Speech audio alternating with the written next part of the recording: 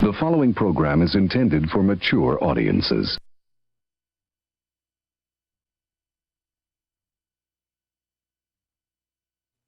A democratic republic of sports. The Sportsocracy with ESPN Asheville hosts Tank Spencer and Jeremy Greene. And welcome into the Sportsocracy. I'm Tank Spencer. Jeremy Greene's here. Brian Haynes is here as well. And we are live in the Wicked Weed studio. WickedWeedBrewing.com. Drink different. It is the post-mortem on the NFL draft. Spectacular. It was a whole lot of fun. 3 days, wall-to-wall coverage of the NFL draft right here in the Wicked Weed studio. And first and foremost, we got to thank everybody. Yeah. Thank you for tuning in. Thank you for commenting. Thank you for keeping us rolling through the 3 days of our NFL draft coverage. It was a one-of-a-kind experience for us, and we're glad it was a one-of-a-kind experience for you as well. And there will be one thing we did learn this weekend. There will be a whole lot more of that coming from the Sportsocracy when we have big events and such. Just getting together. Dudes in a room together talking football, and all of you along in the comment section as well. And we are the Democratic Republic of Sports, so remember that whatever you want talked about, we will talk about it right here in the Sportsocracy. Hit us up anytime in the comments or hit us up on social media at JGreenESPN, at SportsTankESPN, or at B Sportsocracy. We got to change your name. Yeah, Twitter it's handle. horrible. Yeah, I just joined Twitter. Epic fail on the name. I literally wish your Twitter handle was at Big B 17384719. Yeah, that could probably happen. Yeah, it needs to not. Right. I'll give you a better one. I'll give you Brian's new Twitter handle coming soon. Speaking of things coming soon, we'll be going live on Patreon later this week. The people that have been with us since the get-go, the people that are just coming in now, we would like to hear what you would like from our Patreon. So this is going to be a tiered thing. The helmets that were on the desk on Thursday night, we will be giving away one of those once a month to the team of the winner's choosing. So you will have the ability to get some very sweet Sportsocracy swag. Yeah. We just would like to know what you would like from us. Custom videos, mailbags, whatever it is that you think would be a good value for our Patreon. Feel free to send it to me, like he said, at JGreenESPN on Twitter. Many of you now have my cell phone number, some of which I don't know how you got it, but good for you. I'll give you credit. You tried. And I'm fine with that. Yeah. That was not a find my number off every bathroom stall in a women's room from here to Biloxi, Mississippi. Right. We also have to shout out some specific people for helping us pull it off, or hanging out with us in the studio, or just being great at delivering provisions for the 3 days of the coverage here. Of course, Zach Hurst, who joined us front and center here on the main table on night one of the NFL draft. Caleb Peak, who was the stalwart over there all 3 days. All 3 days of the NFL draft, hanging out with us here in the studio, working the cameras and such. Tommy Bradley, who has just been a godsend to us for the past, he's only been here a week and a half, and I feel like he's already helped us change the game. Yeah. I mean, that dude understands things about social media that I A, don't know, and B, never wanted to know. Right. Yeah. Justin and Brittany Parton were here hanging out with us 2 nights. One night and a day. Yeah, I was going to say two sessions of the 3-day NFL draft coverage. Matthew Hoffman stopped by on night one, hung out with us. Brian Butler for bringing in some lovely beverages for us. Kevin Vick bringing in the ribs. Oh my God! I watched your kids polishing those off. Oh, they did. Yeah, I will say.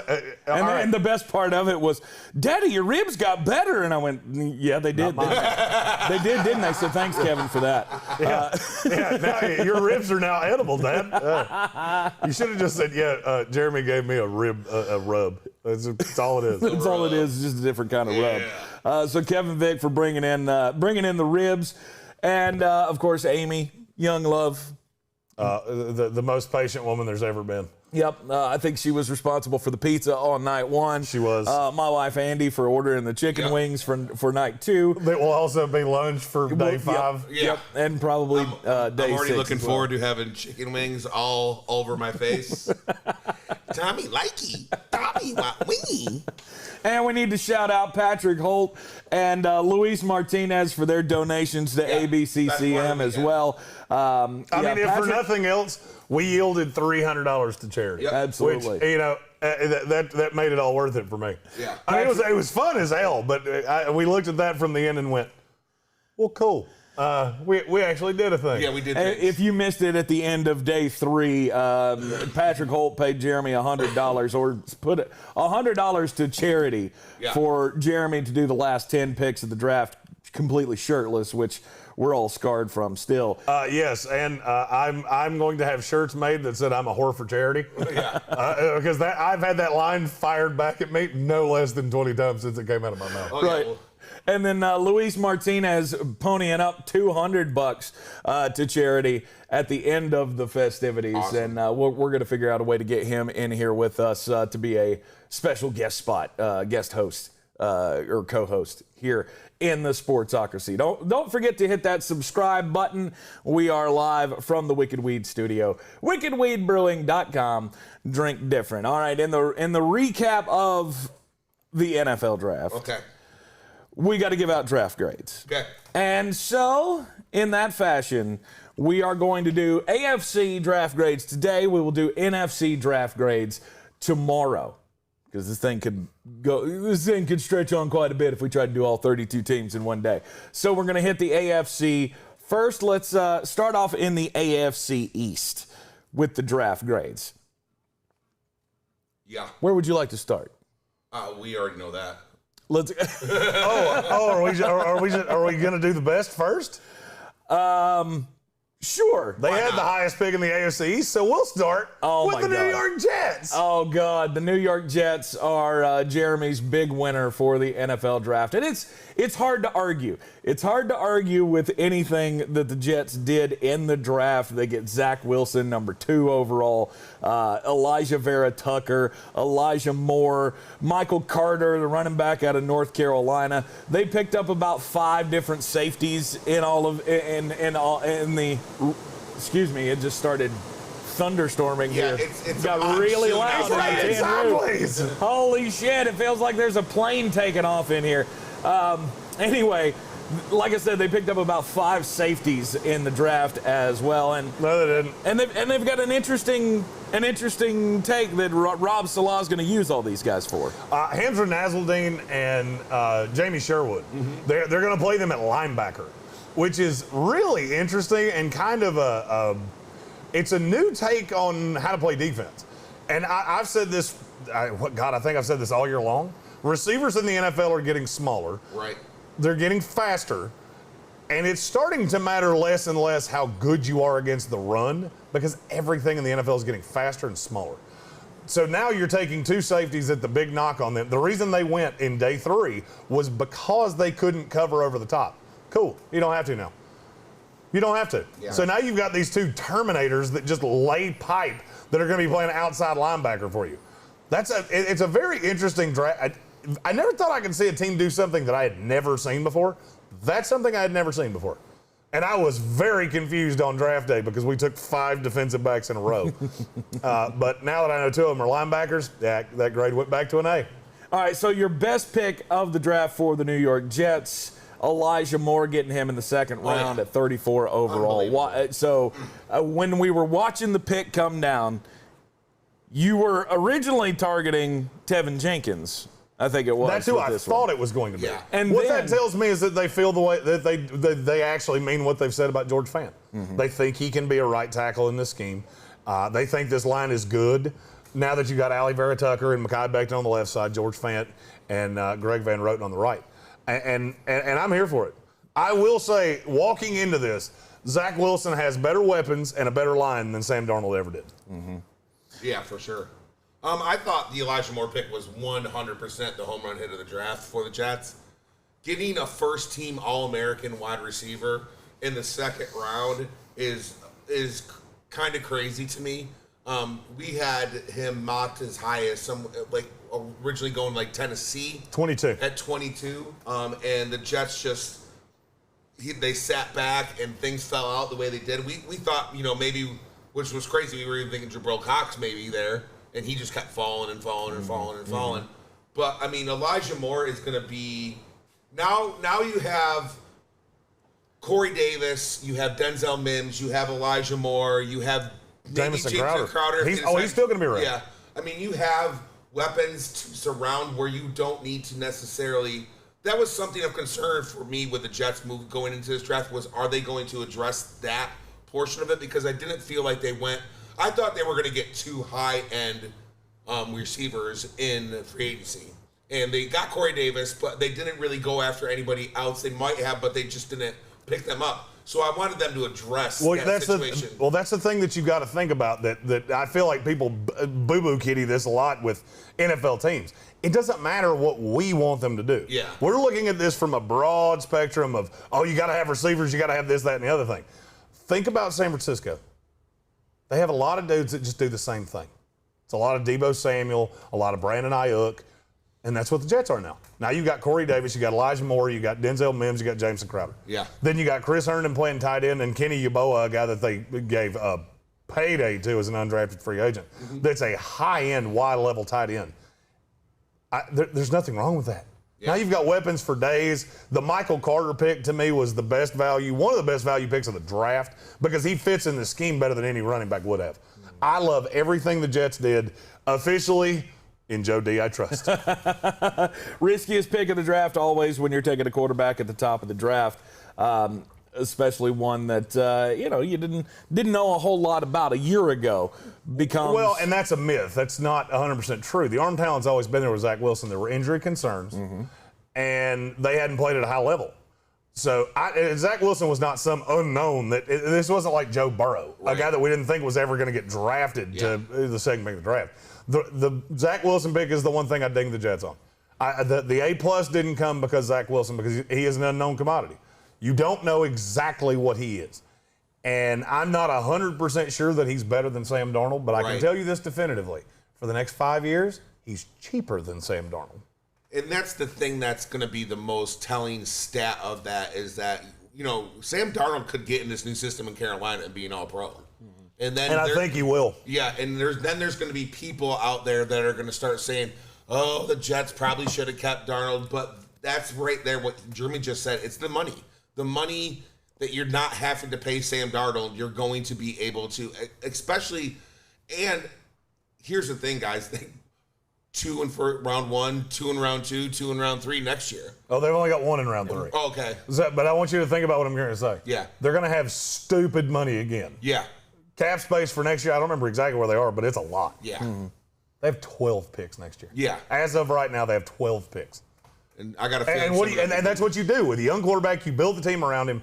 Joe D obviously showed that was he learned the mistake of his predecessor of not building around a quarterback like that. Yeah. So now you take the draft capital, you learn from the mistake, and you build with Zack Wilson. I would say no team has improved in the offseason more than the New York Jets. Wow. And it would be very hard to disagree with that statement. I think they're up there. They're definitely up there in what they have done in this offseason. I think the New York Jets have a lot, obviously, to look forward to with the new head coach, with the new quarterback, with a rejuvenated offensive line. It's a lot to like for the New York Jets. All right, moving to Foxborough. Okay. The New England Patriots. Oh, boy. The New England Patriots. So you give them a C- for their draft? I don't love anything they did, if I'm being really honest. Really? I don't love anything they did. Okay. It's all just average. Mac Jones is as average of a quarterback. If you looked up average quarterback in the dictionary, it would be Mac Jones. It would be a picture of him smoking a heater next to Tua Tagovailoa and Jalen Hurts. Right. And you're going to get dinged for that. That's a full letter grade by itself. Oh, he came to us. Yeah, now you're tied to him. You're now tied to Mac Jones, who's a guy that we routinely said during the season, yeah, he could be a second or third round pick as a guy that's going to be a backup spot starter in the NFL. Well, that's your guy now. So now you're tied to – you now have the worst quarterback situation in the NFL, in my opinion. Name me a team that has a worse quarterback room right now than the New England Patriots. The Denver Broncos. I would take Teddy over. I would take Teddy Bridgewater over all 4 quarterbacks, whether it's Drew Lock or the 2 New England guys. Yeah. Teddy Bridgewater's the best of the 4. Now, Drew Lock's the worst of the 4. Yeah. But I would still take Teddy Bridgewater's not going to beat me. Yeah. And I look at New England and I just go, I feel like Bill's going all in for one last push. Yep. The problem is that you've never been bad enough to wind up with the quarterback. Uh-huh. And so I look at the defense. The defense is going to be good. You know, the Barmore pick, I like Christian Barmore. I do not love him in this scheme. I understand they're multiple front and all this other shit. It's still a 3-4 team. He doesn't fit anywhere in a 3-4 at all. And you traded up to get him. Barmore's a guy I would love with the Browns. I would love him with, and now there's maturity issues. There's all kinds of things. I like that part of New England. That's the reason I didn't ding them too hard for this pick, because I think their system can make Christian Barmore. I think that if there are maturity issues and there's work ethic issues, Bill Belichick can get the most out of him. I don't think that's even debatable. I just don't understand how he fits in the scheme. Yeah. You don't think he's not a nose tackle? You don't under think he's any circumstances? But you don't think he's quick enough, agile enough to play on the outside of the 3-4 front line? I just don't think that's what he does. Where he made his hay was working over guards and working over centers. And now you're not going to be doing that. Is he fast enough to work the interior between a tackle and a maybe? But I don't know. I see him and Judon on the same side as 2 guys that have talent, but I think there's going to be excised expectations. That was their the Christian Barmore was their best pick. The riskiest pick, obviously, being Mac Jones. Although I don't ding them because they didn't have to do anything to get the quarterback. No, and they wanted to get one of the 5. Thing that I'm saying. They stayed at 15. They got Mac Jones. I think while he's not the quarterback that I would want of the future for my franchise, the fact that I didn't have to give anything up to get him is a win. I think the Mac Jones pick is one of those picks where the immediate grade, when you look at it, it's going to be on the lower hand side. But in 3 years, if they find a way to win some games with him, when we regrade these guys in 3 years, there's a chance that he could actually be, let's just say, for example, and I don't think they're making the playoffs next year, but maybe the year after, with all these picks and all these guys that they're making, if New England ends up finding a way to get into the playoffs with Mac Jones at quarterback, I think that would raise this draft grade a little bit. I also love the Ronnie Perkins draft pick. Ronnie Perkins is actually probably the best draft pick. Yeah. And then Ramondre Stevenson, we talked a lot about him pre-draft just being a gigantic human being. I think this kind of, gives them a guy at the, that you don't have to. Let's say they're Cam's not running the ball into the end zone every time. No. Right. We got a guy that can get in there, and like we said during the draft, he's going to be a guy that week 7, the rotating running back situation ends up with 2 touchdowns and 100 yards, and then he doesn't do anything the rest of the year. Here's the net to me on New England. Is there any doubt they have? So there's 4 young quarterbacks in the AFC East. They have the worst one. No doubt. Not debatable. Yeah, not even close. They have the one without a doubt with the lowest ceiling. And I look at the receiving core. I mean, defensively, they're going to win games. Yep. There's no doubt. This defense is going to be markedly better. Yep. You've got the oldest coach by a lot. Bill Belichick's 20 years older than every coach in this division. You have the oldest way of thinking, and it's the Patriot way. I think that was made by Brady. Well, Mac Jones is not Tom Brady, no matter how many ways you want to try to slice this. He's not. So I look at this and go, I think 2 years from now, the New England Patriots are the worst team in this division. I don't know how you're going to get out of it. Yep. The New England Patriots finished off last season 7-9 in the overall in the NFL, and I would not be surprised to see them as the worst team in this division this year. Although I still think 7, 8, maybe 9 wins. 7 and 10, 8 and 9 is what I see New England does. And I don't see it. I don't see anything that's going to change that. Agreed. The up and coming threat to the Buffalo Bills in the AFC East Division, the Miami Dolphins. The Miami Dolphins, obviously, with Tua Tagovailoa going into his second year, they went with the number 6 pick, giving Jalen Waddle to Tua Tagovailoa, reuniting those two from Alabama. And I think that was no doubt their best pick of the draft. I love the Jalen Waddle pick, but I think they said Penny so wrong. Yeah. I think that would have been the best way to help. And just think about this. All right, so you picked at 6. You had another pick at 18. Just take the journey with me. Let's say you take Sewell at 6. Mm-hmm. At 18, you could have had Elijah Moore, who's now in the same division with you. Mm-hmm. You could have had Rashad Bateman, who could have played on the outside. You could have had a series of wide receivers, but there's not a lineman here. Yeah. You took Liam Eichenberg in the 10th pick in the second round. And he's going to play right tackle, which means you're committed to Austin Jackson at left. So you'll slide Hunt into the inside. Yeah. Which way do you like this team better? With Penny Sewell as the left tackle and Elijah Moore as that slot guy that Jalen Waddle's going to be? Or with Jalen Waddle as the slot guy and Liam Eichenberg playing on the right side and Austin Jackson on the left side? And that's the thing. The packaging of the 2 picks that you could have got instead of doing what you've done are going to be something that people are going to talk about, and we immediately talked about with the Bengals, and we're going to talk about that more when we get to it. Bengals fans, don't worry. I have not forgotten you, and I'm coming. Yeah. As much as I loved Hunter Long coming out in this draft, I just didn't see. They have Mike Gesicki, and I get you can't have too many of one. But they're the same guy. Yeah. That's my problem. I don't understand how you're going to play them together because neither one of them can block. I mean, Hunter Long's fine. He's not I don't know where this narrative that he was a great blocker came along. That's not fucking true. At the end of the day, it's just not true. And I love the guy. He was on the Chase Claypool team, the 6 to midnight team. I mean, I love this guy. I don't love him here. I don't love this fit. I don't know how you're going to play these 2 guys together. People were talking about 2 tight end sets. Cool. Cool story, bro. Tell it again. I don't know how you're going to run with those 2 guys playing tight end. Mm-hmm. And then I look at the mixture of Liam Eichenberg and Austin Jackson, and now I'm just looking at it going, you're not going to be a good running team ever. There is nothing that's going to change that. And he didn't have a running back. Yeah, that's the one thing I would rather they took Javonte Williams at 18. Yeah. And trust me, coming from me, a guy that says never take a running back in the first round, only take special guys in the second round. I mean, the Jets got Michael Carter with the 2nd pick of day 3. Yeah. They now have a better running back than the Miami Dolphins have on the roster. Yeah. And it's a guy. Why? I guess that's my question. Why would you not take somebody like Michael Carter instead of Hunter Long? You have got to have a running back. You don't have one. And so now what are you going to do? Yeah. What do you do now?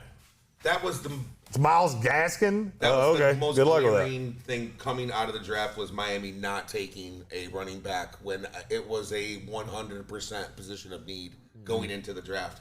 Mm-hmm. Myles Gaskin did things, but we talked about this during the draft, how he's more I see Myles Gaskin being more of that 3rd down back that can catch balls out of the backfield. He did a really good job. And he's just not a really good in between the tackles runner. That's someone that you're going to need with Tua Tagovailoa to help out his progress. Mm-hmm. It's just, I don't know.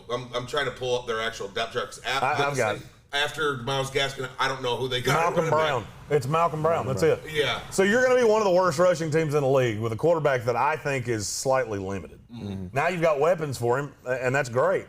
I just feel like with the haul you got from Houston in the Laramie Tunsil deal, you should be more talented than you are. I shouldn't be looking at this team going, well, that's a hole. Yeah. Well, that's a hole. Mm-hmm. Well, that's a hole. Mm-hmm. Jalen Phillips. That's a risky pick. I'll be honest with you, Jalen Phillips was almost the riskiest pick because this is a guy that could take one more concussion and he might be done. Yeah. And you took him at 18 and you had glaring deficiencies that you could have filled there. Mm-hmm. I just don't love what the Dolphins did. Now, that being said, I do love that they added a shitload of talent. Yeah. This team is now super talented. It's almost like stringing a crime scene, trying to figure out where the bullet came from. I feel like I can do that with the Dolphins backwards, make 5 different picks, and I greatly like where this team's sitting better that way than the way it is. Jalen Phillips should have been, in my opinion, the riskiest pick for them, taking him in the first round because of the injury issues. However, I also feel like it was after Jalen Waddle, their pick that has the highest ceiling. Oh, I mean, he was the best pass rusher in this class. Mm-hmm. I mean, the talent, the reason he wasn't the riskiest pick is because as long as he can stay on the field, I don't see any way that pick's not going to be good. Right. Hunter Long, I see a path where that pick's not good. I see a path where you're going to end up having to trade either Mike Gesicki or Hunter Long because you cannot play them together. And I don't get it. I don't get it. If you wanted a tight end that bad, why'd you not take Pat Freiermuth? He's a better blocker. Mm-hmm. Straight up. I don't like him as much as Hunter Long, value-wise. But I would have at least liked it a little better. Or waited on Brevin Jordan, who fell forever. Oh, my God. I mean, I just don't get it. That pick did not make any sense to me. They might be the worst running team in the NFL right now. There's no maybe. They will be. But they are the second best team in this division, no doubt. I think this division is so much closer than you do. I've just literally going through the 4 teams, and we're not even to the best team. We haven't even done the best team in the AFC East yet. I think 2, 3, and 4 are way closer than you do. Yeah, and I think with the Jalen Phillips pick, I would have to believe that they did their homework on the medical part of that. Well, it's just the thing that makes them look worse is that so many of these medical red flag guys fell. Yeah. Jabril Cox. Yep. What was the one knock on him? Yeah. There's a little bit of an injury history. Yep. And he fell to the end of the world. Yeah. So you're telling me that Jalen Phillips wouldn't have fallen to the second pick or 4th pick of round 2? Right. I don't buy it. It would seem that the way that the draft was going with some of these guys, but it was a little early to get into that narrative. But it seemed like it was someone they maybe could have gotten a little bit later with that pick that they had, where they picked Javen Holland with the 4th pick of the 2nd round. I kind of believe that Jalen Phillips might have been there, if not someone. I mean, the Giants ended up picking Azeez Ojulari like 2 picks later. Mm-hmm. So it's not like there wasn't an end of value at that pick where maybe you could have gotten even someone of like another tackle or somebody else at that position at 18. So that was it was a little weird, but again, we've just said it. These guys are talented, and they could be really, really good. I think overall Chris Grier's done a hell of a job putting a team together here that Brian Flores can win with. I like the fact that they are kind of instituting this Patriot way down in Miami. Just play really strong defense, make some plays. Of course, it's all going to hinge on Tua Tagovailoa. The Buffalo Bills were the champions of the AFC East last year. I expect they will be the champions of the AFC East yet again this year, and the Buffalo Bills knocked it out of the park. Their first 2 picks taking edge rushers, I criticized it at the time, but now that I think back to it, I'm kind of going to what you said during the draft. Just get them all. Get all the edge rushers that you possibly can. Gregory Rousseau with their first pick, 30th overall in the first round, and then Carlos Basham Jr., the edge rusher out of Wake Forest, going to them in the 2nd round. Now, you've got that as their best pick, Jeremy, Carlos Basham Jr. Why do you think that's their best pick? He's the safer of the 2.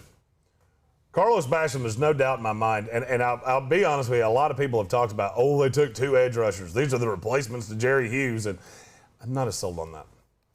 I think Greg Rousseau is going to be a replacement to either Mario Addison or Jerry Hughes. I think they plan on playing Carlos Basham on the inside.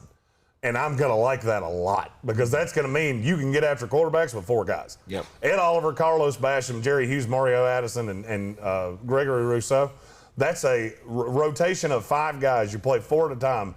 They're going to get after quarterbacks. I'm not sure that you're not going to get just demolished in the run game, though. That's my fear. The reason I like the Basham pick, he's better against the run than anybody I just said, and it's not close. Mm-hmm. So that's the reason I like the Basham pick. Now, Rousseau was he was universally said to be the most likely to bust player in the first round. Mm-hmm. I love the talent. I'm super high on the kid. I'm not dinging him for that. Mm-hmm. What I am dinging him for is that I almost had Spencer Brown as their best pick. And then it just got DeMar Hamlin is fine. Rashad Wildgoose, it's fine. This is one of those draft classes, and you see this every year. I feel like you added a bunch of guys that are going to have a role. I just don't know if you added an impact guy at any point. Mm-hmm. And Buffalo was a team. And in a division where all 3 of the other teams did, you're going to get dinged on that. Yeah. Now, Buffalo was a team going into the draft that probably had one. They were probably top 5 in least needed people to continue the path that they're on. What we talked about was they needed to get after the rusher. I think they addressed that. Agreed, but here's the thing that I don't think people are thinking about. With the Bills, you're going to have Josh Allen's getting the big deal. Yeah. It's coming. Yeah. I mean, you got one more offseason before you have to pay him. Yeah. So what you have to do with picks like this, that's why I like the Spencer Brown pick. Yeah. Spencer Brown to me is safe as shit. Because no matter what, you're going to find a spot for him because he's a 6'8" mountain of a man that's athletic enough. He'd be a guard. Worst case scenario, you just penciled in a guard for the next 5 years. Yeah. My fear when you go swinging for the fences like this, you take a guy like Greg Rousseau, and this is your 5th-year option guy this year. So this is your cheap talent when Josh Allen gets the deal. Well, Greg Rousseau is probably the riskiest player in this draft. High end is great. Low end is he's out of the league in 3 years because he showed up to his pro day looking like Fat Albert. And here's what that tells me. You spent a year away from the team and you gained weight and you were out of shape. What's going to happen when you get paid? Mm-hmm. So you get paid and you're telling me that you're going to work hard. You had not gotten paid and you were away from the team and somebody being on top of you and you plumped up. That tells me that you're likely to do that when you get the check. Right. Would you like to have seen a little bit more focus from them? Safe On the offensive line? You, when you're, and this is going to sound really strange because I agree with what he said. Yeah. That it's not that you need a whole lot of things. What you're going to need in a year when you have to pay Josh Allen, you're going to need cheap talent. Now you're running thin of that. I mean, there's a path where you look at the last 3 draft classes and go, you didn't necessarily add a whole lot of guys that are going to be cheap for the long haul, which means you're going to have to try to replace them in free agency or you're going to have to take more swings in the draft. I just don't love that. Yeah. I don't love everything Brandon Beane did. Now, if it works, then, this is the grade that's the most volatile, at least in the AFC East. Because you could tell me 3 years from now that they get an A+ because they hit 2 premier pass rushers. Yeah. Spencer Brown's a starter on the offensive line, and Marquez Stevenson has a valuable role as a 3rd wide receiver in this on this team. Right. Or you can tell me 2 of these guys are out of the league. Yeah. One of them's a rotational piece, and they had to draft another one to try to replace the one that's out of the league. Mm-hmm. The Buffalo Bills, I think, are on the path to win the AFC East again. Another good crop. There are not too many bad classes of draft picks this year. The thing that you're going to find is that I've never given out fewer Fs. I've never given out more As. Yeah, This is the most A's I've ever given out. Well, I think it was just the absolute depth of this draft that it was hard to actually screw it up, which is why I don't agree with you because I've had a lot of drafts that were this deep. Yeah. And by deep, what I'm talking about is that you go into day 3 with players that can have a role in the NFL. Yeah. Now this is probably the deepest 1 to 100 that I've done. Okay. But what I think happened is that with the medical and the Rona and all those things, teams weren't taking risks. It's the picks that you get killed for the most are you take risks on a guy that you believe in and I don't. Or Mel Kiper doesn't, or Todd McShane, or whoever is doing the grading. You didn't have a lot of that. The risky guys fell like hell. Yeah. Injury guys fell like hell. So then you wind up with values and it props the class up. Mm-hmm. Let's move on to the AFC South. We'll start with the worst team in the division last year, which was the team that had the number 1 overall pick in this draft, the Jacksonville Jaguars. Trevor Lawrence went 1.1 in the draft. He is their best pick. He is the best pick of the entire draft, in my opinion. The fact that you had him fall in your laps after the Jets screwed it up and won 2 games against playoff teams at the end of the year last year. The Jacksonville Jaguars getting Trevor Lawrence, that is a game changer for your franchise. 100%. I looked at Jacksonville's picks and said, I don't mind a lot of them. They were all players that I like. Mm-hmm. It was the positioning of where they were drafted that is a little surprising to me. Travis Etienne at number 25 overall I thought was way too high, but I thought they could get him with that first pick in the 2nd round. Mm-hmm. Again, that was what I was thinking. Tyson Campbell I thought was a really big reach at that first pick in the 2nd round. I do like the Walker Little. I can't knock that one. That's a great one. I can't. Give me a minute. I'll knock it. Andre Cisco, he played at my college, Syracuse. He's got a ton of injury history. So that could be something that I just don't like where I like the players. I'm not sure I'm happy about where they were drafted at the position they were drafted at. Right. I liked what they came down with. Again, I think you're spot on with that. I think they overdrafted a few guys in this one. All right, I see Roy's comment in the comments of you gave him a C? Well, first of all, anytime you take a running back in the first round, you ain't getting an A. I don't care if you take Barry Sanders in the first round. I'm not giving you an A. So just understand, this is not, and I don't grade like Punkin over here. I grade like a legitimate class. There's only so many A's. Right. Here's my knock on Jacksonville. You took ETN too high. And Stephen Tao said they needed ETN there for Lawrence. No, they didn't. No, they did not. You had a running back. Yeah. And running backs, I got news for you. There are 100 running backs in the NFL. I am never taking one in the first round. Ever. Especially not when I have 10 bigger needs. And that's the problem. That's the problem that I have with everything Jacksonville did. You took a lot of guys that are high upside. Mm-hmm. That also means usually they're low floor. Almost always. And so just look at the picks. Just take them in order. All right, Travis Etienne. Yep. How many players that you know were going to be consistent players in the NFL could they have had at 25 when they took Etienne? There was a slew. It's a lot. Using that word you could add Tevin Jenkins. Aggressively. You could add Tevin Jenkins. Mm-hmm. Tevin Jenkins is a guy I know is going to start in this league for a long time. Mm-hmm. And that's a guy that would have helped and would have filled a need. So you didn't take him there. And what does that lead you to do? Take Walker Little. I love the talent. I talked about Walker Little throughout the entire process. You know what I said routinely? I don't want him to go to a team that needs him to play right away. Mm-hmm. Jacksonville Jaguars do. They had one of the worst right tackles. Taylor was one of the worst right tackles in the league last year. He was a fucking turnstile. And now you're going to put in a guy that hasn't played a snap in 2 years and expect him to be a day one starter. Same thing you did with Taylor 2 years ago. Mm-hmm. Doesn't allow him to develop. And now you don't have a tight end. So you're going to play Chris Manhertz as your tight end, solely a blocker. So now you've limited your weapons to try to make up for the left tackle's name just went. Cam Robinson. Mm-hmm.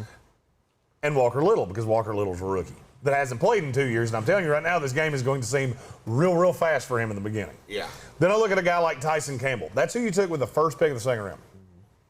How many guys were we talking about we could not believe were still on the board going into day two? There were several. And Tyson Campbell, was he one of them? No. Not even close. And here's the other thing that bothers me. You took C.J. Henderson in the first round last year. You just paid Shaq Griffin. Mm-hmm. So what is he? He's your third corner at best? Yep. That's what you used the 33rd pick in the draft on. One of the most valuable picks in this draft. And that's what you used it on. Mm-hmm. I just don't understand. I'm not dinging any of these players. Right. I like every one of these players. What I don't like is you took Travis Etienne, and then it was almost like the chain of screaming going down the board. Because now you're chasing, trying to catch back up because you took a pick out of order. And I'll be 100% honest with you. If you told me they got every one of these players, if every player slotted down one spot, and you had put in, I don't know, I'm trying to think somebody went back into the first round, Greg Newsome, and I wouldn't want a corner, but Greg Rousseau. No, because he's risky too. I'm thinking one of the safe guys. I would have just gone Trayvon Moehrig. Yeah. Hell, if you'd gone Trayvon Moehrig at 25 and every other pick went down one, that grade would have gone up a full letter grade. Yeah. I think they need to address some of the offensive line issues at that point. There was still players of value at that pick, and I agree. You could have just slid every one of those guys down after that. I feel like you could have got him at the picks that you had still. Like, you still could have this same draft class and adding a first-round offensive line talent to the team. Oh, I mean, and that's the thing. Roy said in the comments they don't need Walker Little immediately. Yes, they do. If you trot Trevor Lawrence out there with Cam Robinson and Jawan Taylor. If you trot him out there with that at the bookends, you mark my words, we've covered the kid for 3 years. We work for the Tar Heel Radio Network. Guess where the other affiliate is? Clemson. I've watched this team a lot. Mm-hmm. If you trot him out there with that, he will not make it through this year. You mark my words. You remember I said that. And I don't wish injury. I'm not wishing injuries on anybody. I'm telling you, you have not put this kid in the best position to succeed. because you have 2 below-average tackles at their spots. And you did him no favors. Real quick, they did find value in the 4th round, 106 overall, in Jay Tafel, the defensive tackle out of USC. And I like that pick. That was my best value pick for them. I like that. I wish they had done more of that. More of these guys that can come in and play immediately. Jay Tafel can play right now. Mm-hmm. But when you have a lack of talent, which the Jaguars do, I think any honest Jacksonville Jaguars fan will admit to you, we have not drafted well, we have overdrafted some guys, and we have a lack of talent. And a lot of the great guys have left, and we're replenishing them with draft picks. Right. You have a ton of draft picks. You need some guys that are going to play right now. And I feel like you got a bunch of guys that are going to, like Tyson Campbell. Best case scenario, he's your 3. Mm-hmm. Right. All right, well, he's the outside guy. He's still your 3. Mm-hmm. C.J. Henderson's still better than him. Shaq Griffin's still better than him. Yep. And you had bigger needs. That's all I'm saying. I don't hate any of these guys. I think you added talent. I just don't know that you put Trevor Lawrence in the best position to succeed quickly. Yeah. I think we can say one positive thing about the Jacksonville Jaguars, and it's that none of us at this table believe that they will be the worst team in this division. No, I can tell you that definitively. There is zero shot of that happening. The worst team in this division in the AFC South is the Houston Texans. And the Houston Texans have all of the problems with Deshaun Watson and Tyrod Taylor. And what are we going to do at quarterback? Well, guess what? First pick of the draft, 3rd round at 67 overall. They took Davis Mills, the quarterback out of Stanford. Riskiest pick of the draft for the Houston Texans. This is the only failing grade in the entire draft. It's the 1 F. There's 1 F. I just realized I left an S off Davis Mills. It's Davis Mills, not Mill. Yes. And I'm going to be honest with you, I don't get it. Yeah. I don't understand it. I do not understand it at all. Let's play a fun game. All right. Let's say Deshaun Watson's not the quarterback. Whatever happens with whatever. Yep. I'm not a cop, and I'm not a lawyer, and I'm not a judge, so I'm not adjudicating that. Is there any chance that Davis Mills is your quarterback in the future? God. No. No, because if you're that bad, you're going to take Sam Howell next year. Yep. So you wasted your first pick. You traded your first 2 for a tackle. I have a stroke, a little miniature stroke, every time I say that out loud. Yeah. And then your first pick is quarterback. Uh-huh. That has no shot of being your long-term guy. Yeah. Would you like to hear the players that went directly after this? Absolutely. Yes. Jalen Mayfield, Joseph Asai, Brady Christensen, Aaron Robinson, Aleem McNeil, Milton Williams, Benjamin St. Juste, Osa Adigizua. That's bad. Every one of them. Paulson Adebo, Josh Palmer, Chaz Surratt, Malcolm Kuntz, Divine Diablo, man. Oh, yeah. Divine Satan, man. Love Divine Satan. That's my boy. I would rather every player I just every said. One of those There's guys. not one player I just said that I wouldn't have liked better. Mm-hmm. It's just mind-bogglingly stupid to me. Yeah. So what is your thought? You're not going to play him anyway. Let's just say Deshaun Watson doesn't play it down. Yep. The starter's Tyrod Taylor. Yeah. No doubt. Yeah. You do it for a year. You suck. Go get your guy next year. Yeah. This is never going to be your quarterback under any circumstances. No, he's going to be at best a career backup. Let's say he comes in and he's the best 3rd-round quarterback we've ever seen since Joe Montana. Yep. And he would be a low-level starter in the NFL. And you wind up with the number 1 pick next year.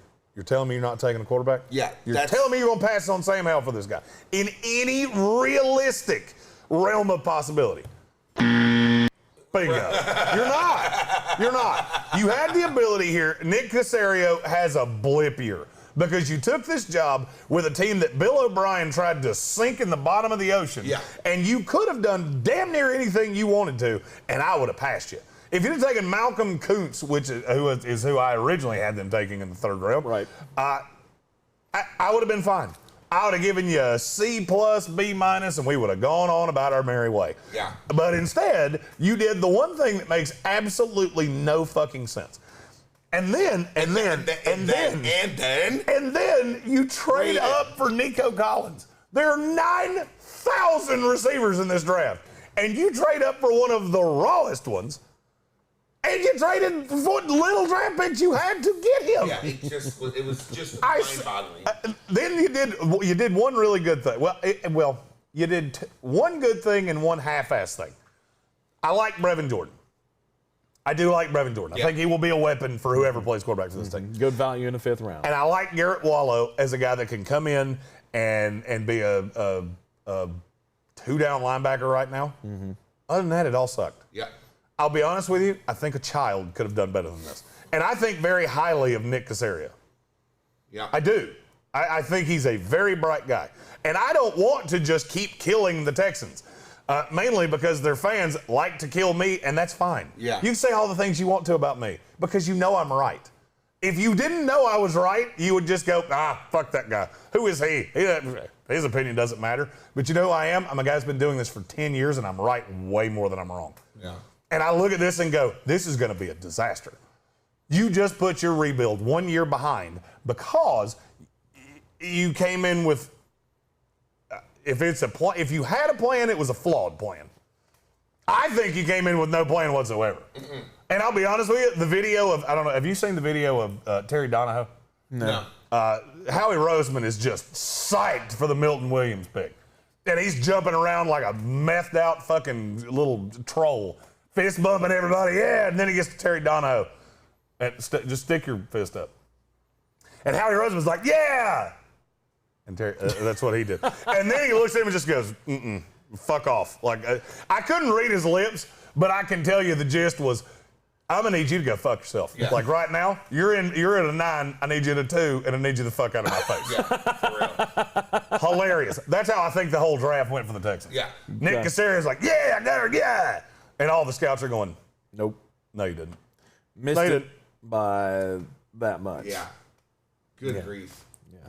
Not good for the Houston Texans. They will be the worst team in the league. They will be the worst team Worst team in the league, and NFL. it's not even debatable. Yep. They will be the worst team in the NFL. They will get the number 1 pick next year, and Davis Mills will be a wasted pick That's just, at the top of this draft. That's what makes this. That's what makes this the biggest dumpster fire. The Davis Mills pick, and I actually like the talent of the guy. Yeah. But the problem is that pick is the turd on top of the turd cake that has been the last 24 months for the Houston Texans. No doubt.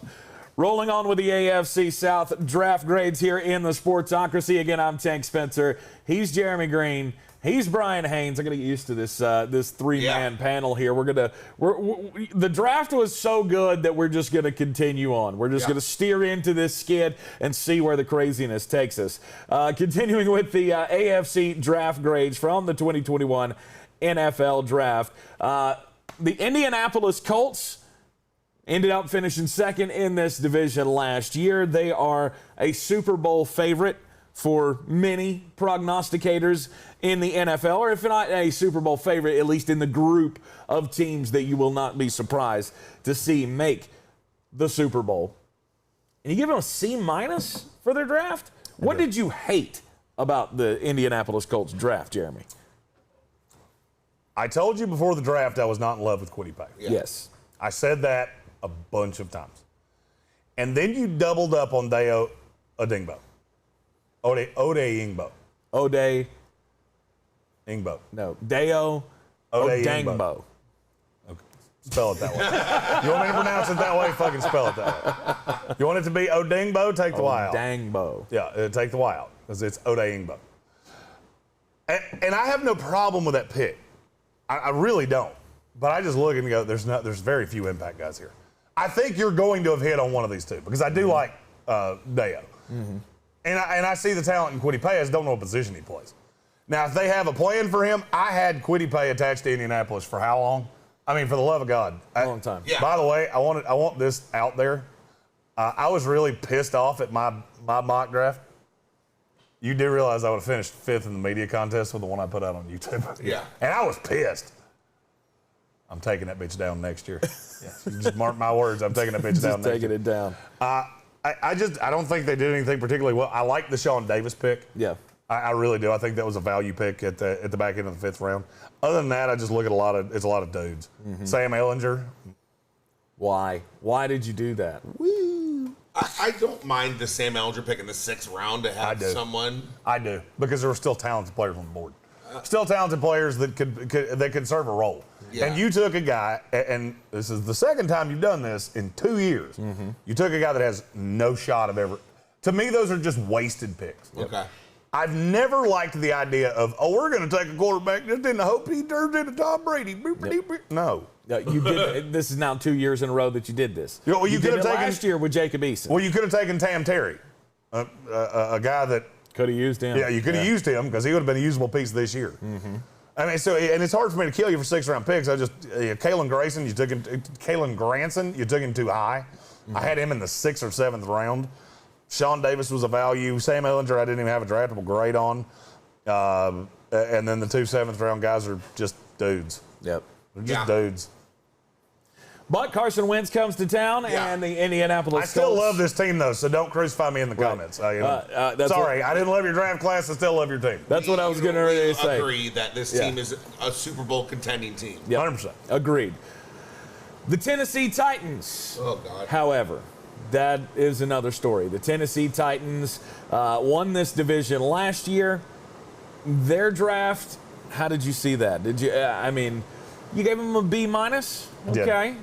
I would put this in that B- to C+ category. Number 1 overall, or their number 1 pick at number 22 overall, Caleb Farley, the cornerback out of Virginia Tech. Dylan Redunz. Caleb Farley is the riskiest pick in the first round. No doubt that is the riskiest pick in the first round. Now, you did what you had to do. The thing I don't understand, and I'm never going to understand, why in the hell did you wait until the 4th round to take a wide receiver? Mm-hmm. That doesn't make any sense to me. And traded up to get a guy that was a 7th-round talent anyway? I don't get that. They're going to trade for Julio Jones. I liked Caleb Farley. I like that if it works out the medical. I'd like the pick. Mm-hmm. I don't mind the pick at all. It's not Caleb Farley that I'm picking. The back issues are there. But Dylan Redunz, Monty Rice, Elijah Molden, and Rashad Weaver, I thought were all really great picks. Yep. And that's why it's a B and not a C. Yep. The only thing they did, other than taking the risk on Caleb Farley, I had no idea why they traded up to get Des Fitzpatrick. No one does. I didn't even know much about this guy whatsoever to even quantify them trading up in the 4th round for him when there was a slew of wide receivers that we universally had ranked way higher than him. He's 6'2", he's got a big body. Yeah. And he's got great hands. Yeah. The problem is that he ran at his pro day, and I can't remember exactly what he ran, but it was damn fast. He didn't play that fast. We got years of tape on this guy. He never played that fast. I'll quantify this the best way I know how. If you can run a 4.2, that's all well and good. If you throw on pads and you play at a 4.5 speed, you're a 4.5 guy. Yeah. I don't give a damn how fast you can run in a pair of shorts. I care how fast you play on game day, and Des Fitzpatrick never did that. Now, obviously, with the trade up, they think that's going to be the 3rd wide receiver. Mm-hmm. They think it's Josh Reynolds, A.J. Brown, Des Fitzpatrick. Do I agree with him? No, I don't. Not even a little bit. Fitzpatrick ran a 4.43. And he's not that fast. He's a mid 4.5s, low 4.6s guy. I did like the fact that they focused in on bolstering the secondary after they blew up the secondary in the offseason. I love the Dylan Redunz pick, though. That makes up for your great fuck-up of Isaiah Wilson last year. Right. And you know what I feel very sure of? Dylan Redunz is not going to – there will be no video of him dancing on top of a truck. I feel very sure of that. There might be a video of him moving a truck, with his teeth, because he is a gigantic beast of a human being. Mm-hmm. But that's what happens when you draft poorly. Yeah. You try to get cute, and you take Isaiah Wilson in the 1st round, and you have to use a 2nd-round pick to make up for that the following year. Just as it was last year, the AFC South is going to be a very, very close race between the Tennessee Titans and the Indianapolis Colts at the top. And I think we can safely say that the Jacksonville Jaguars are the 3rd best team. Houston is a dumpster fire. 100%. Oh, God, Houston's so bad. All right, so bad. I'm Tank Spencer, Jeremy Greene, Brian Haynes breaking down the NFL Draft. 2021 NFL Draft is a whole lot of fun. 3 days of nonstop coverage during the draft here in the Sportsocracy and live in the Wicked Weed studio. Thank everybody again for joining us. All the subscribes have been fantastic. Sharing it out with your friends. Everybody's doing what they need to do to help us build this product here, and we are just extremely grateful for all the support that we got over the 3 days of the draft. Let's go to the AFC North now. Okay. the AFC North, Cincinnati Bengals, they were at the top of the draft, and they did what we all knew they were going to do. The 5th pick overall was Jamar Chase, the wide receiver out of LSU, instead of being Penei Sewell, the generational left tackle that we all believe him to be. However, I will say I'll knock them hard for not making that pick at 5, but I think they did okay at the rest of the draft to make up for it. Well, they drafted a kicker in the 5th round. And I'm fine with that. That's fine. That was the one draftable kicker I had. He's a good kicker. That's the one draftable kicker I had. Here's my question. And I feel like I've said this so many times that I could scream. Which would have been better? You take Penei Sewell at 5. You have the world is your oyster in the 2nd round. Mm-hmm. You could have had De'Ami Brown in the 3rd round. Mm-hmm. You're telling me that you would rather have Jamar Chase and Jackson Carman than Penei Sewell and De'Ami Brown? Because if that's true, that's fine, and you're totally entitled to your opinion. It's wrong, it's dumb as fuck, but you're entitled to it. You can think that all you want to. You have basically, you have tied the hopes and dreams of your franchise. You have pinned it on Riley Reif and Jonah Williams. Mm-hmm. Jonah Williams, who cannot stay healthy, ever, and Riley Reif, who the Minnesota Vikings looked at and went, we're good. That's what you're pinning Joe Burrow's hopes on. Look at that big-ass scar on his knee and just stare at it. I want you to stare at it about 10 seconds and tell me, yeah, Jamar Chase was the right call. Because here's the thing. If he doesn't have any time to throw, I don't give a fuck how good Jamar Chase is deep. And he's not gonna. And then the thing that you compounded it to me by taking Jackson Carman, who's a developmental guy at best. Mm-hmm. I think he's a guard, which that's what Bengals fans kept telling me they think they need. Yep. More power to you. All you Bengals fans that threw obscenity-laden shit at me in the comments, I'm not responding to another one of you. Here's what I'm going to say. All you got to do is watch and look. Yeah. Just watch and learn. Because you got exactly what you wanted. You wanted a guard. We're good with Riley Reif and Jonah Williams. That's fine. We'll put Joe Burrow behind that all day. Cool. Talk to me in week 9. Yeah. And that's all I'm going to say. I am not saying another fucking word to Bengals fans. I'm not. You got what you wanted. So if I'm wrong, I'll admit I'm wrong. If Joe Burrow comes out and throws for 5,000 yards and has all the time in the world, he won't. I'll admit that I was wrong. If not, and you've got Jamar Chase that can't get open because Joe Burrow's running like he's throwing this in the middle of the Santa Monica fucking freeway like I think it's going to be, now then you're going to have to admit I was right. They went Jamar Chase, Jackson Carman. Then in the 3rd round and the 1st pick in the 4th round, they went back-to-back with edge rushers. This is where they were starting to do Yeah, I mean, and now Bengals fans, I don't just say all negative shit about you. You know, there's I can't remember the girl's name, but she comments every video we do with Bengals that I have some vendetta. Well, here you go. Let me say something nice about your team. From the 3rd round on, you did nothing wrong. Everything was good. I like Joseph Asai. I like Cameron Sample. Yep. I like Tyler Shelvin. I love Deontay Smith. Yeah, that's a great and I'm pretty well connected to that program. You know, I know the head coach. Yeah. Like real well. Yeah. There's a lot to like here. I love everything you did from the 3rd round on. Yep. The problem is that you pooped your pants in rounds 1 and 2. And now you have a quarterback that has one gigantic scar on his leg. And I got news for you. I see a very easy to read the tea leaves path that he has another one a year from now. Yeah, Jeremy said. And in the words of the almighty Forrest Gump, that's all I got to say about that. Jeremy said he was going to sit here and say that he was wrong. I'm going to say that there's a 100% chance saying that he will never say that he was wrong. Oh, I'll say if I'm wrong, I'm wrong. If they prove me wrong, more power to them. Yeah. Here's where I struggle to believe that. Yeah. In a market that was bereft of left tackles. Yeah. You signed one that managed to get a menial 1-year deal, and that's the guy you're pinning the hopes of your franchise on. So you can take a receiver. First of all, that was not my number 1 receiver. Wasn't my number 2 receiver. He was my number 3. And he was not clearly over my number 4, who went with the 2nd pick in the 2nd round. Just hating on Jamar Chase. It's not hate. I like the talent. Do I think he's going to have problems in the NFL? You damn right I do. Right. Do I think you can? You took a receiver over a franchise left tackle. That's never going to stop being stupid. Ever. It immediately made Detroit's when we talk about it tomorrow, I guarantee it's going to be an A. Absolutely. Because that pick and that pick alone. Detroit's going to be. And if Cincinnati would have taken Penny Sewell, we're talking about this as an as an A draft. Absolutely. You know what I mean? If they would have switched the 2 picks, that's the thing.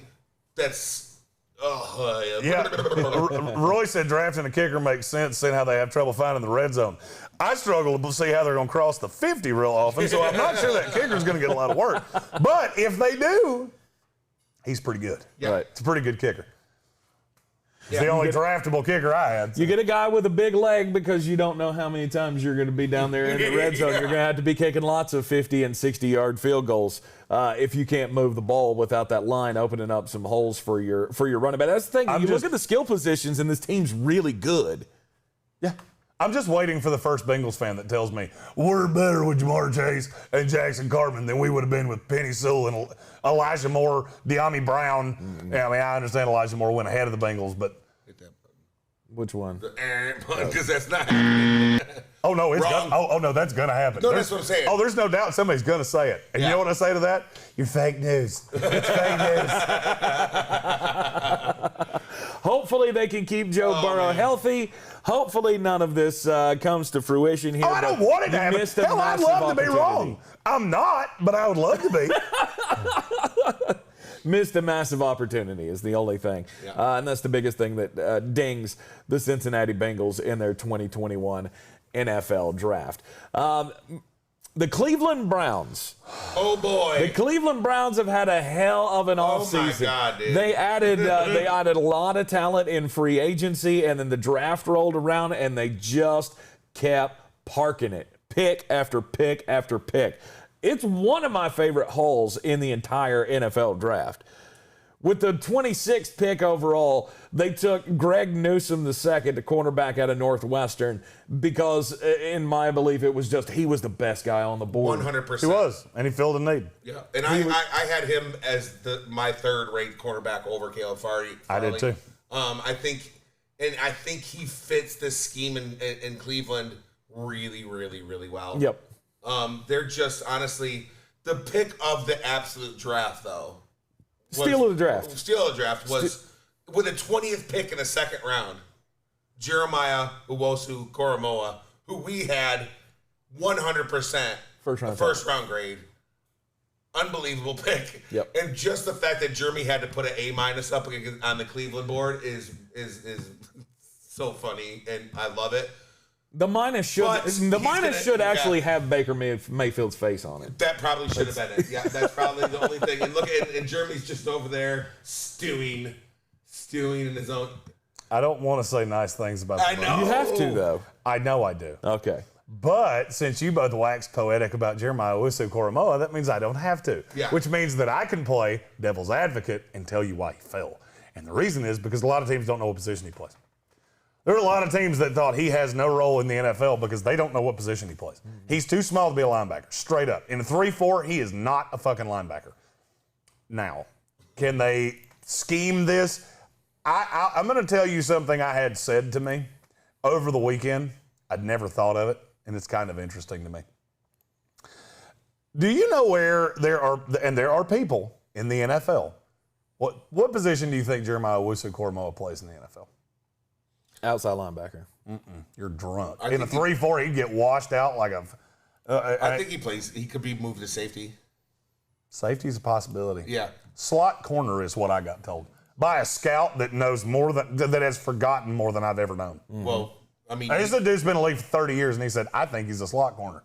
Well, I think he'd be real good at it. Mm-hmm. I mean, he was the best ranked coverage for slot receivers in the entire college football at linebacker. Yep. So it would make sense to put him there. I mean, he's a really, really good player.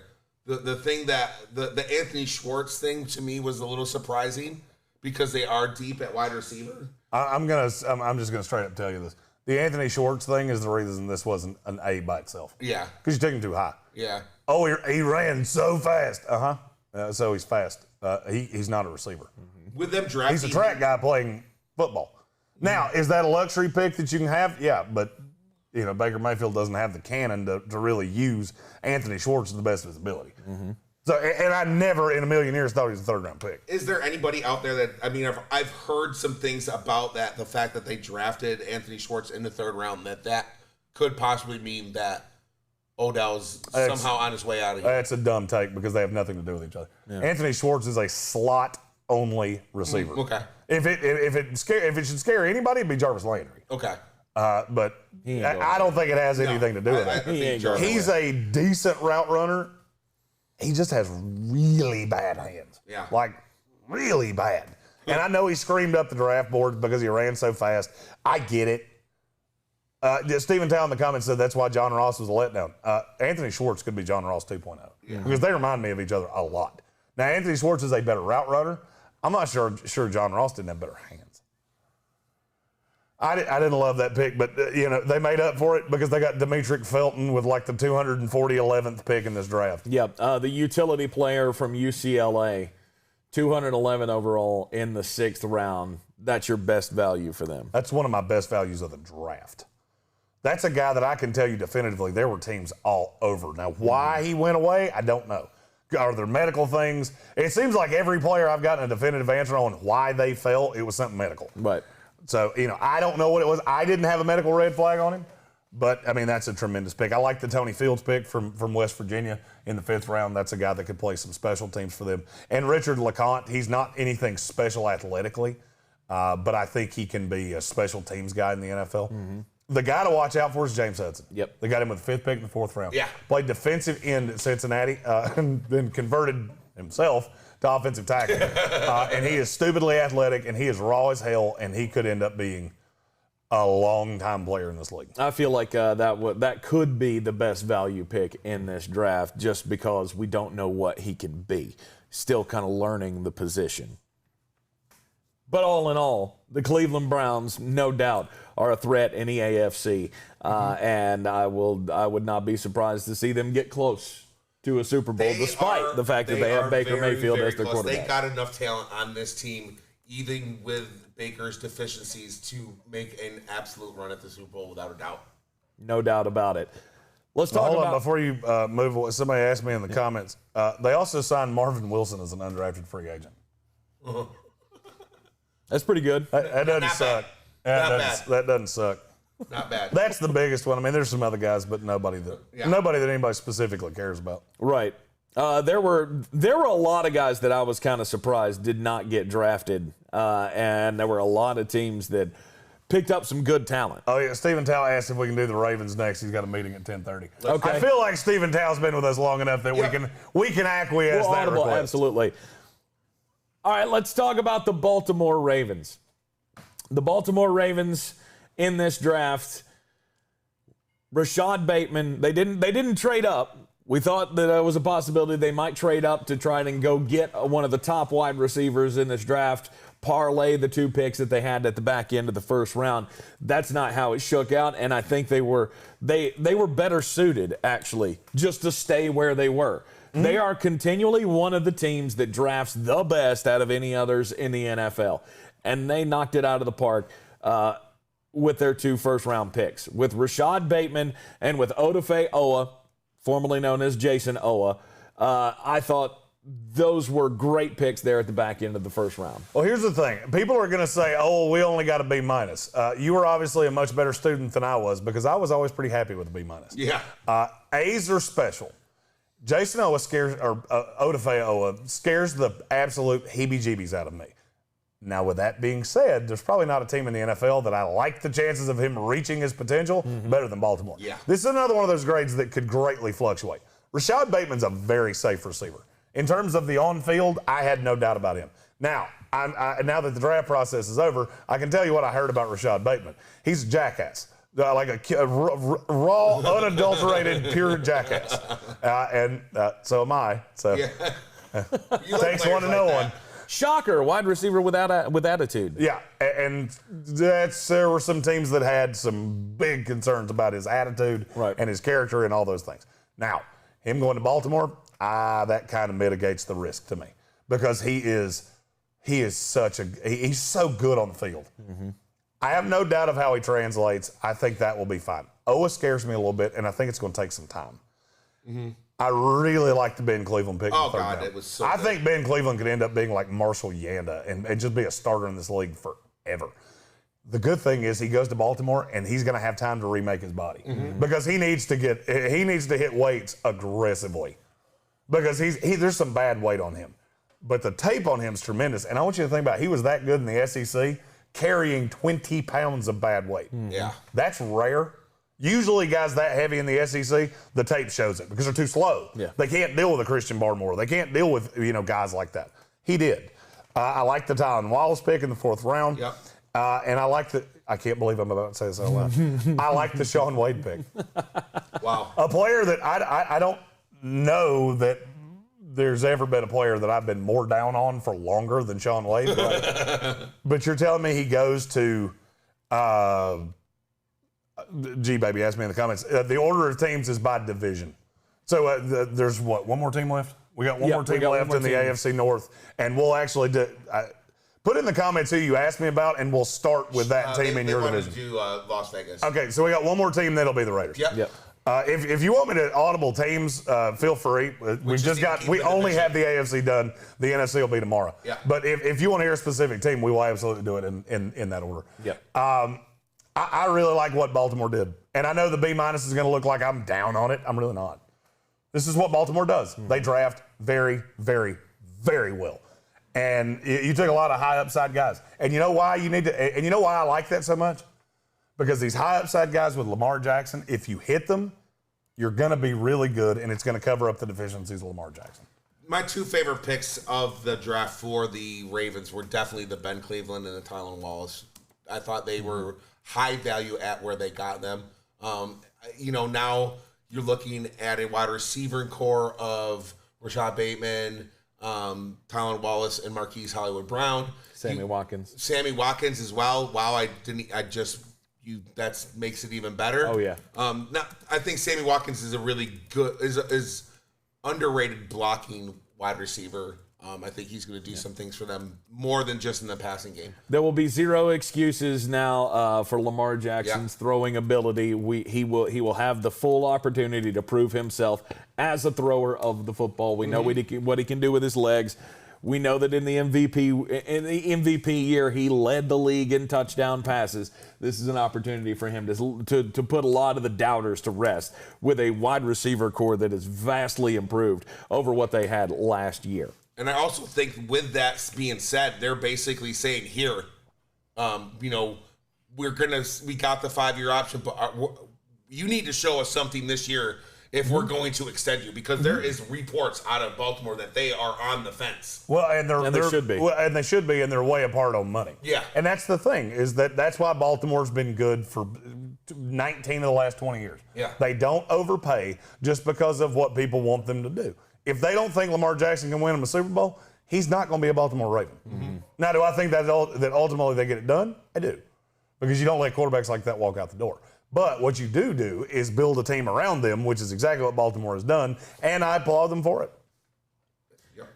We are live in the Wicked Weed studio, wickedweedbrewing.com. Drink different. Tank Spencer, Jeremy Greene, Brian Haynes, and the Pittsburgh Steelers. The Pittsburgh Steelers, they're bringing Big Ben back.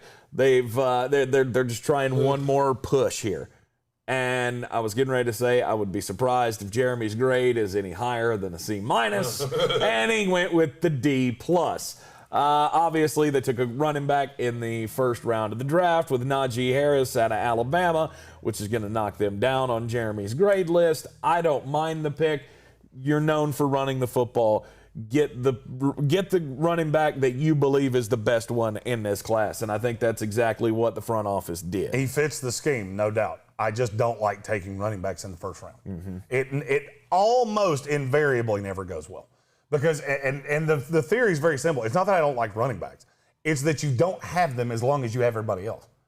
You take all right, so they needed a left tackle.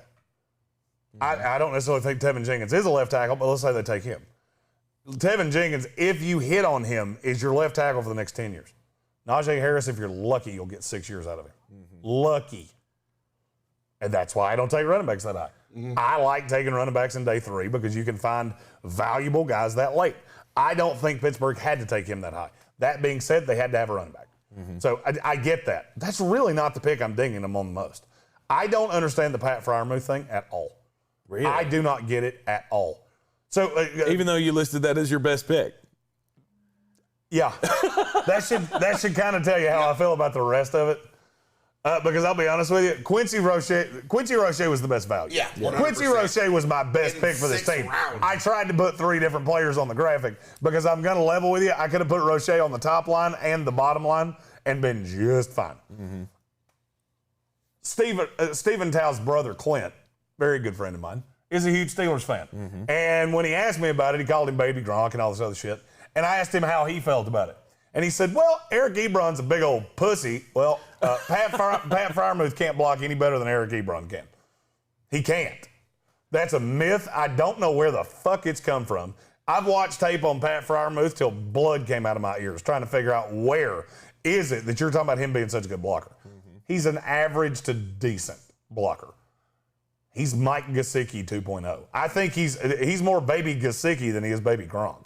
Now, he's a really good receiver, but you had a lot of those. Who in the shit is going to play left tackle for this team? I mean, is it Dan Moore that you took in the 4th round? I think he's a guard, just being really honest with you. We were supposed to have his high school coach on our draft coverage, but we couldn't make the video work. I was very excited about that. Yep.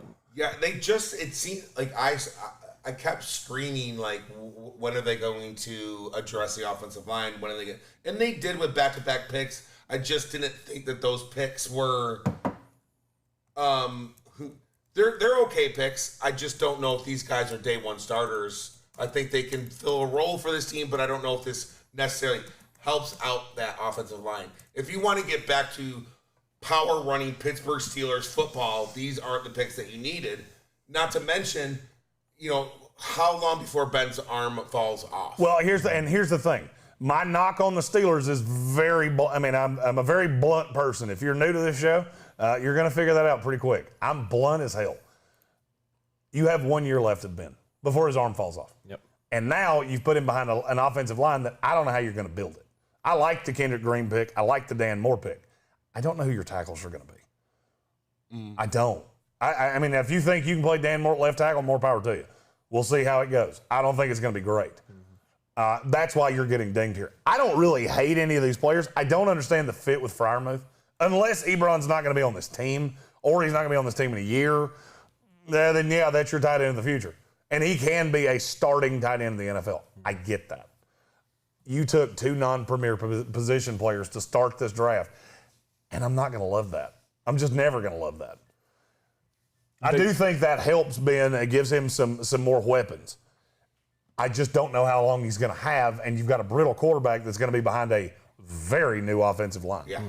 The biggest problem for the Pittsburgh Steelers is that they're doing this retread for 1 more year with Ben Roethlisberger. Meanwhile, the Baltimore Ravens have gotten better, much better in their skill positions, and then the Cleveland Browns have just killed everything that they have done. So they're already 3rd best team in the league going into this year. And I don't know. It could be a race with the Cincinnati Bengals to be the worst team in this division. No, I disagree with you vehemently on that. Something LK Garcia, first of all, glad to have you. Second of all, he said they got Shakir Brown as an undrafted free agent. That needs to be said because Shakir Brown is one of my favorite corners in this class. And I can't believe he didn't get drafted. They also got, there was another one they had, Rico Busi from Hawaii. I really like that kid. That could be the next Pittsburgh Steelers wide receiver and he's a year away from being a year away. But I really like Pittsburgh is really good at finding talent. I don't have a problem with the talent on any of these players. There are a lot of Pittsburgh Steelery kind of guys. They're going to be lunch pail. You're not going to say their name very often, but they're going to do their job. My problem is I don't know what your line's going to look like. Sorry, I had to get that out before we move on. Speaking of moving on, it is time to get into the AFC West. I'm Tank Spencer, Brian Haynes next to me here, and Jeremy Greene.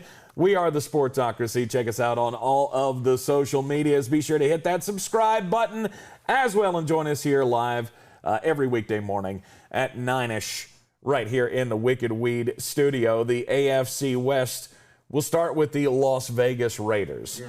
If there's anybody else, by the way, that pulls for an AFC West team, just check it in the comments and we'll do them next. We didn't do these in any specific order. They're on the screen, and if we don't do them by division, I'll forget one. Because I'm real stupid. The Las Vegas Raiders continued to do what they have been doing since Mike Mayock took over as the GM of this team. They put their board together, and they are going to draft who they have at the top of their board. And I love Critics that. Be damned. I love that, by the way. My qualm with the Raiders is not really who they picked. It's when they picked them. It's when they picked them. So at the 17th overall pick, they took Alex Leatherwood, the tackle out of Alabama. Now, some people had him as a day 2 pick. Actually, I'd say most people had him as a day 2 pick. Yep, those people were wrong. He would not have made it to day 2. That's not even the player I'm talking about when I say I don't like where you picked guys. If you wanted Alex Leatherwood, and I just realized that I put him at Florida State, not Alabama, son of a bitch. Such a pain in the ass to do these graphics in such a short period of time. Yeah. If you wanted him, and they think he's a tackle. If he's a tackle and he can play tackle in this league, that is not how I graded him. If that's the case, this grade should be a C+. Because if they're that sold on him and he can come in and play right tackle, that grade should be a C+. And I will audible it immediately if it is. I didn't see it that way, and there was some suspect tape on him. I don't hate the pick at all. I know there were I can tell you a team that's not the Las Vegas Raiders that point blank, one of their somebody connected to that organization, I'll put it that way, told me we had a first-round grade on him. We did. Not saying we would have taken him, saying we had a first-round grade on him. That's not the reach. I have no issue with the Alex Leatherwood pick. I think there has been a lot of talk that has been kind of stupid about, Alex Leatherwood. Yeah, he was a top 10 player at one time. So it's not like they took some guy that was supposed to go in the 5th at 17. You liked somebody better than him. More power to you. They didn't. They took their guy, and I'm fine with it. And with the second pick, they took Trayvon Moehrig, the safety out of TCU. And if that had been where they stopped at safety, I'd have been just fine with it. But they didn't. But they didn't. They drafted I love Trayvon Moehrig. Trayvon Moehrig was one of my favorite players in this draft. He's the best safety in this class, and there's no doubt. My problem is you took 3 safeties. You already had 2. Like, how many safeties you planning on playing there, John? Because I did not hear anything from him saying he was planning on playing any of these guys at linebacker. Now, if you were, be a great linebacker, man. Old Divine Satan. That's knock on wood if you hear me, man. Divine Diablo, the safety out of Virginia Tech. In the 3rd round, with the 4th round pick, they took Tyree Gillespie, the safety out of Missouri. Now, 79th overall, Malcolm Kuntz out of Buffalo. I felt like that was a really good pick. By the way, I can tell you definitively from the comments that the Chiefs will be the last team in this division. Yeah. We'll do the Chargers next. Chewy has literally been with us for every team, everything, I think. So we'll do the Chargers next, and we'll do the Broncos. Yeah. I got to tell you, prior to this draft, I have been screaming from the hills that the Las Vegas Raiders are going to be bad this year. And I think you are wrong. We're wrong. I know, wrong. And I'm sorry, but they did not address anything that they needed interior offensive linemen. They needed a defensive tackle. And see, I disagree with you on that. See, I completely disagree with you on your. We disagree on a lot of shit. Yeah. I'm going to be honest with you. They believe in Denzel Good. Yeah. Straight up. Whether they should or not, totally, you can debate that on another day. They believe in him. I believe in Richie Incognito if he can stop racking up penalties, which he's done forever. Andre James, that's one offensive lineman that I'm telling you right now, I didn't know as much about until we started doing team-specific content. We got a lot of Raiders fans. They got me to watch tape on him. He ain't bad, and I think he's going to be just fine. And I look at this team and go, you got Brian Edwards you didn't get much from last year. You've got Colton Miller, who has been markedly better than I thought. And if Alex Leatherwood is a legitimate right tackle, the line's fine. Then we will have overblown this whole shit on their offensive line all offseason long. And Mike Mayock had a plan, and good on you. Do I necessarily think it's going to be as good as he does? No. I don't.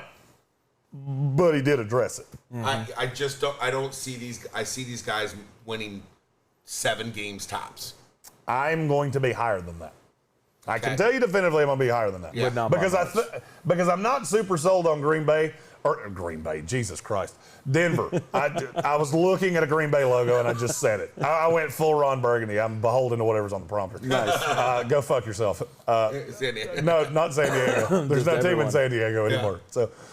So, Spanish for a whale's vagina. I'm not that dead sold on Denver. And it has, and we'll get to Denver in just a second. It's way more to do with their coach than it is to do with the talent on the team. Yeah. I also don't think Kansas City's as good. Okay. I really don't. And I don't know why. I can't, we'll get to them. Yeah. But on the Raiders, I don't actually think, I think they have a plan. There are a lot of teams that had needs that they did not address. Hell, we were just talking about one. The Pittsburgh Steelers had a massive need that they didn't touch. Mm-hmm. I'm going to hammer you more for that than to doing something that maybe doesn't have a plan. Mm-hmm. The Vegas Raiders, I believe, are going to continue to hover right around that 500 area. Now 500 records are no longer a thing with 17 games. I mean, unless you tie one, you finish 8-1 at some point. But I don't think they've done anything this offseason that makes them markedly better than they were last year.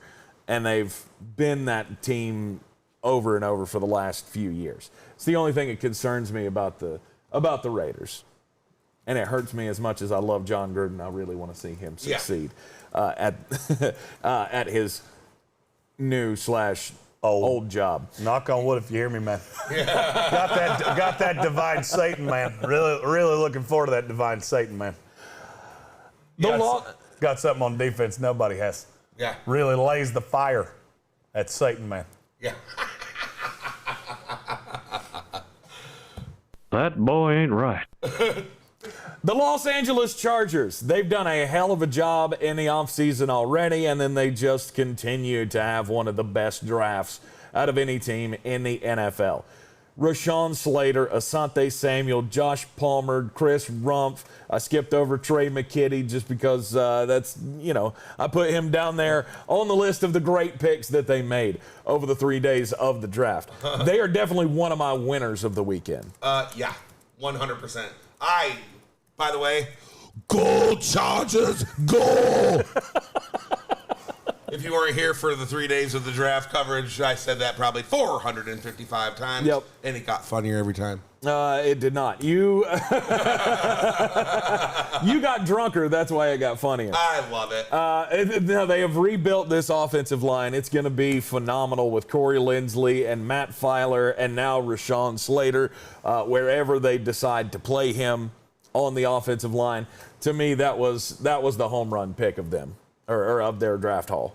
For the Chargers? Yep. Sorry, I'm still stuck on Arnold down there. I don't have there's not a bad pick. Yeah. There's not one. I mean, you tell me what pick you're going to look at with the Chargers and go, well, they should have done that. Nope. They got one of my best pass rushers in the 4th round. Got one of my sleeper offensive linemen in the 5th round. Mm-hmm. Got a running back in the 6th round that I talked about a lot. I mean, Josh Palmer. That's you want me to bang on one of their picks? Trey McKitty. I don't love that one. Yep. Other than that, I love every pick the Chargers made. Mm-hmm. All of them. By the way, that should tell you how my grading scale goes. I just said I love every pick they made, and they got an A-. Well, -1 because they lost half a letter grade for Trey McKitty. Yeah. If you get an A+, you just rest assured that I have spent some time in a bathroom by myself with the list of guys you drafted. Because I've given 2 A+ in my entire freaking life. In 10 years, I've given 2 A+. Oh, we did not need to know that, and I feel like I need to play this again. The following program is intended for mature audiences. I loved what the Chargers did. The Rashawn Slater pick, the Asante Samuel, the Josh Palmer, Chris Rumpf, Larry Roundtree are all ones that just jump off the screen at me. Mm-hmm. I just feel like they did everything right every time it came to it. You were looking at it and saying, okay, what do we need? What are we going to do? Or it was like, we can't let this guy get past us here. Yeah. But then not one point do you look at their draft board and go, that's not a guy that they're going to use at some point. Nope. They just didn't have it. We talked about how horrible the Houston Texans did. They took their first pick of the draft was Davis Mills, a guy who will never see the field, barring any injury to the quarterbacks that are already there, right. Or just a complete disaster of them not getting a quarterback next year in the draft. You look at each and every pick on down, that's a guy that's going to play some kind of a role on this team. You could tell me that 3 years from now there's 5 starters out of this draft, and I would not be shocked. Wow. And I'll go ahead and tell you who they are. Obviously, the first 3 picks. Yep. Slater, Samuel Jr., Josh Palmer. Chris Rumpf is going to be a starter on this team. Mm-hmm. I mean, Tank and I have covered him with the Tar Heels radio network for years. He a dog. And I've said it for a long time. Mm-hmm. I did not. I'm a little shocked he went as high as he did because I'd heard some negative on him and the tape wasn't particularly great this year. There was nothing there. It was him and Victor Dimukeje, and that's it. And Brendan James, the kid from Nebraska, yep. He's real, real good.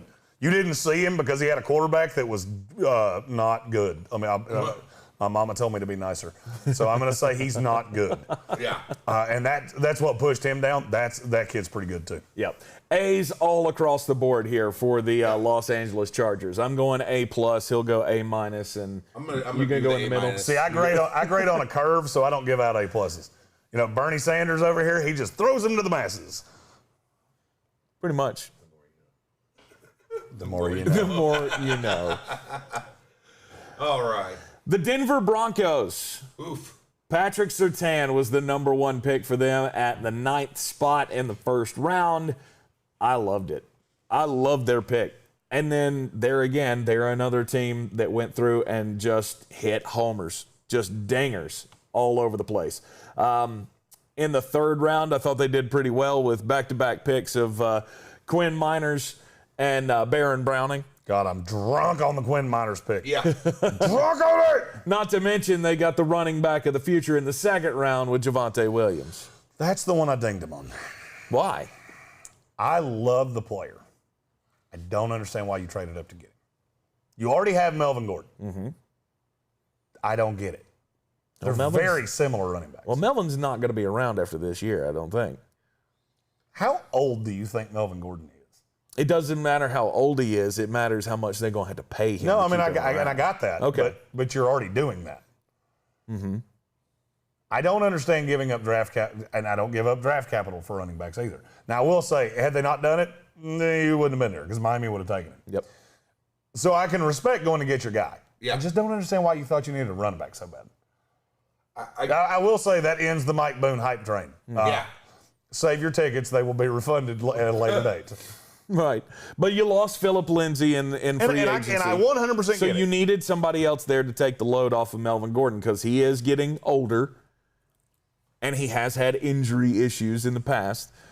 So you want to be sure that you have a running back of the future. I think Javonte Williams fits that bill perfectly, and I have no qualms with them taking him where they got it because, like you said, the next pick was Miami, and he was coming off the board. Yeah. To what Lil Chewy said, a lot of people don't know this. My mother's a Southern Baptist singer. She's so proud of me. She watches my show, and she's like, you should be nicer to people. And you should stop saying fuck so often because you say it a lot. And we don't need to know about your no-no time. She's such a sweet, wonderful woman. You meet her, and then you meet me and just go, what in the hell happened to you? And can we? I want to be, when we're talking about Denver here, the whole hype train going into the draft was, oh, they're going to somehow get Aaron Rodgers. The Green Bay Packers aren't going to trade Aaron Rodgers. He's either not playing at all or he's done. I'm not so sure of what you just said. I don't know about that. There's a team that we've talked about pretty recently that I think is the dark horse for Aaron Rodgers. And you just remember I said this. It's Las Vegas Raiders. Las Vegas Raiders. It's the Raiders. That's the team you need to be looking out for. Yep. Just saying. It's not Denver. And I'm sure he's enamored with Denver. I don't know how they would get him. I don't know how the Raiders are going to get him, if I'm going to be really honest with you. Mm-hmm. We're actually going to do a video later on in this week of what a trade package for Aaron Rodgers would look like. Okay. That'll probably be on Wednesday. Okay. It's going to be a big mainly one. because I'm still trying to wrap my head around it. I've sent out some calls to people that know that shit better than I do. Draft value with picks, I can tell you exactly what a draft pick trade's going to look like. You start factoring in players, and I get a little. Yeah. I'm either way too generous or I'm not generous enough. Yeah, I sent out some feelers, and we'll do that later. Yeah, any deal they do is going to have to be current starters, young value starters, and picks for the future. Anything regarding that. But like you said, coming up later on this week, we will we'll get deeper into that. Anything left to say about the Denver Broncos draft here? Watch Kerry Vincent Jr. Have the best career humanly possible in Denver. I didn't like the fit for him in a lot of places because he's a little feller. He weren't no beggar to squirrel. Denver had one of those guys. His name was Chris Harris. I think the scheme works out just fine. Understand that was a different regime. I get it. I don't care. Yeah. I like that pick a lot. And he's going to have time to develop with all of the talent that they already have on this team. I feel the same way about Jamar Johnson. Yep. That's the pick where I like the Jamar Johnson pick. I know as the days went on, we had him highly ranked, and a lot of it was because of his size. I still think he's someone that can do some damage in this league. You were higher on Jamar Johnson than I was, but it got to a stupid point. Like I had him in the early third. By the time the fifth rolled around, I was just like, we've gotten to stupid time. Denver Broncos, though, if they can figure out that quarterback situation, that's going to be a very scary team in the AFC West. Now it's time to talk about the Super Bowl runner-ups. Oh, Christ. The Kansas City Chiefs, the AFC champions. I always do. I always do. Got to do it. Fire the fucking cannons. Super Bowl champs in your eye, Patty Mahomes. Kansas City Chiefs, they'll be back there again, though. I'm not dogging them saying they're bad by any stretch. This is a team that reloaded unbelievably in the offseason.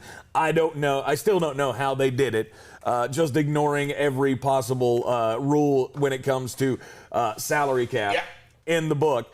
Joe Tooney, Kyle Long, and then they get the Orlando Brown trade. Yeah.